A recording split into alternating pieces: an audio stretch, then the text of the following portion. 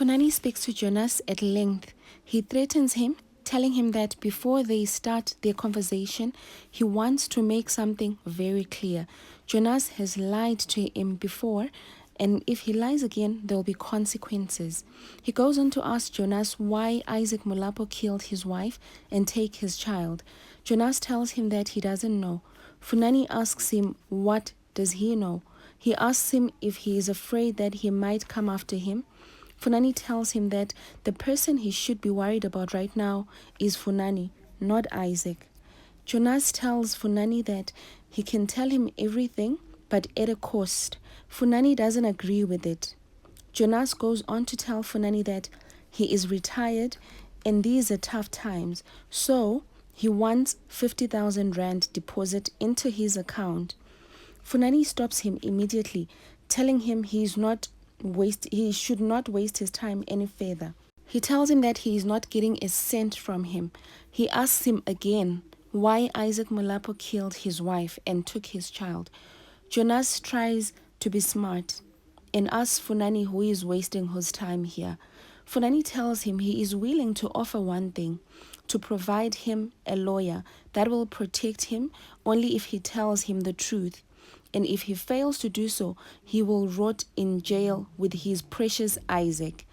Jonas chooses to speak and tells Funani that after the fire, Isaac paid him to alter the report to say that there were 2 bodies in the house. That's it. Jonas and Isaac had worked together in the past, so such a request was nothing new. Funani asks him why he didn't tell him that his child was alive.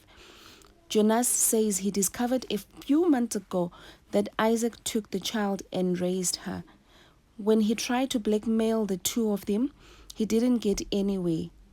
Funani assumes that Ria was the second person, and she also knew about this, but Jonas asks who Ria is. Jonas corrects Funani and tells him the second person is Faith. OMG. This definitely hits Funani very hard. Faith is in serious trouble. Jonas discovers that Funani didn't know his wife was involved. He thought he knew. Isaac and Faith were trying to destroy the evidence together. When Jonas tried blackmailing them, they threatened his wife and he left them. So Molapo goes around stealing children for Faith. Funani wonders, is the other daughter even his? Jonas tells Funani he doesn't know about that, but Funani gets very furious and holds Jonas by the collar, asking him what else he knows. Why did they do this to me? Why would they do this to me? Funani breaks down into tears. The only thing Jonas is concerned about now is their deal, his side of the deal for protection. Keletso tells her family that she was given an assignment at school. They have to write about a family member. Any family member, they have to interview them and the rest of the family about that person. Molife tells her that it has to be someone who's out and about, fun and interesting, someone who is out there. Honor suggests her father Isaac, because he is a legend in Tembisa and everyone knows that. He is the best. Everyone in Tembisa knows Isaac's story. Isaac refuses, telling them that he has a lot of customers this week. Funani is at a loss for words. He is sitting on the floor like someone who is hopeless. He is extremely disappointed and devastated. Being betrayed by your own wife, one you have lived with for all these years, he can't help but cry endlessly. When a man cries, he is really torn apart. He is breaking everything he gets his hands on. Keletso makes a date with her father as she leaves for school. The date for the interview is set for 1 o'clock, so he must make sure that he is home. Isaac tries to dodge this and suggests that Molife does it with Keketso, but she refuses, telling him that he had promised, and he always tells them about how important it is to keep promises. You're not being fair, she tells him. Isaac finally decided to cancel his appointment and continue with Keletso's interview. This makes her very happy. Honor appears at work looking stunning in her own clothes. Uniform days are over. Les compliments her, Miss Assistant Designer, she calls her. She tells Honor that Pearl has been feeling down lately, so she put a little secret something just to cheer her up. Honor asks for more info, but Les doesn't divulge. Pearl walks in and she tells them she wasn't feeling herself this morning. Les and Honor try to make her look beautiful for a client in the shop. They send Pearl to attend to the client. Smile, you have to look nice for the client. They force Pearl. Pearl dashes to attend to the client, pretending to be okay. She offers to help them. She assists the client very well. Everything goes well.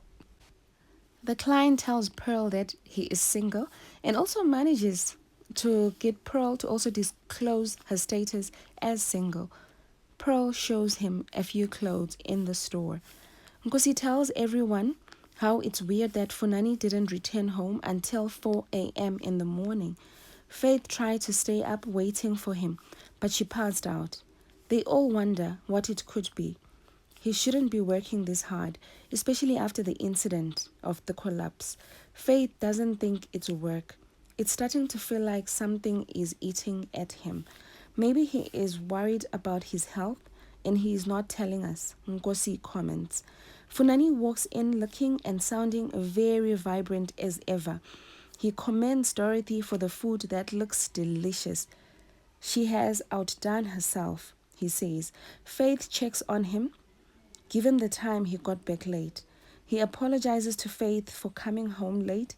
He tells her that he was in the office and got carried away reading Josie Fashion Week reviews. He apologizes again for how he has been acting odd these past days, putting the blame on the stress from the Josie Fashion Week. It has finally taken its toll, he says. He can feel himself recovering and getting back to normal. He tells them all not to worry about him. He changes the subject and tells them that they should be discussing the party instead, Honor's party. Funani picks up a fork as if to stab Faith, but takes it to her plate with fruits. He picks one and eats it.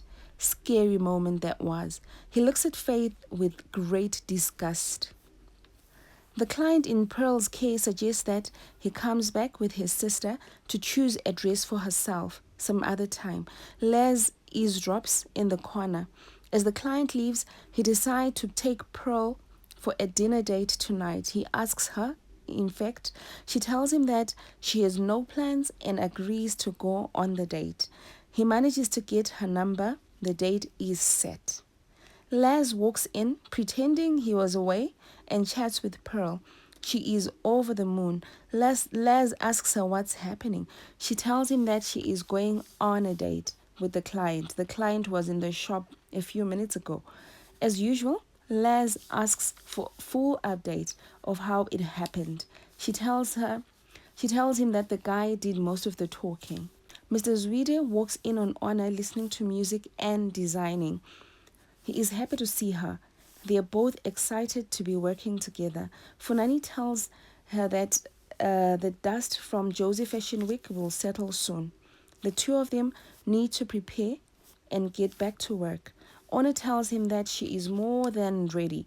Funani tells Honor that he is pleased to work with her. This makes Honor very happy and tells Funani that she is honored. Funani is glad to hear her say that because she deserves it.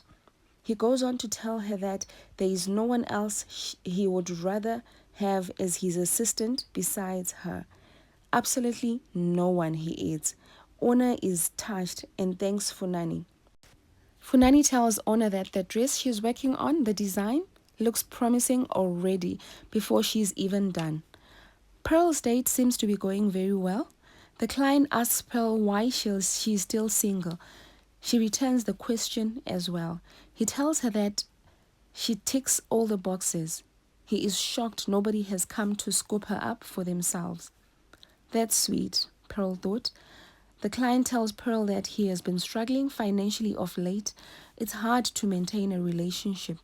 No one was supportive. Pearl tells him that it's their loss and her gain, especially if the only things they're after is money. Pearl tells him that all she really wants is somebody to have a good time with, to have a little bit of fun. They hold hands in a very romantic way. Some love seems to be brewing here. Pearl had a good night tonight. She actually had a good time tonight. Faith calls Funani Mr. Wickaholic. She is happy to see him. Faith asks him if he is ready for dinner because Dorothy has prepared steak. Funani tells her that he has already made a reservation at Almonds. Faith is happy to hear this. It's their favorite spot. He wanted to surprise her. Besides, they haven't had a chance to celebrate their success at Josie Fashion Week. Faith agrees to have dinner with Funani. Funani tells Faith to get ready. As Faith goes to change, Funani uses this chance to browse through her phone. He chats with Isaac, pretending to be Faith. Funani gets the confirmation he was looking for. This angers him even more, guys. Yeah, well, House of Zwide is in flames right now. It is hot. Faith is in serious trouble. You don't want to miss the next episode because it's going to be epic. If it's your first time, remember to subscribe to this channel so that you don't miss any episode from today. Thank you very much, guys, for watching. Please remember to like the video. This will help me continue posting more and more videos. Thank you, guys. See you in the next video.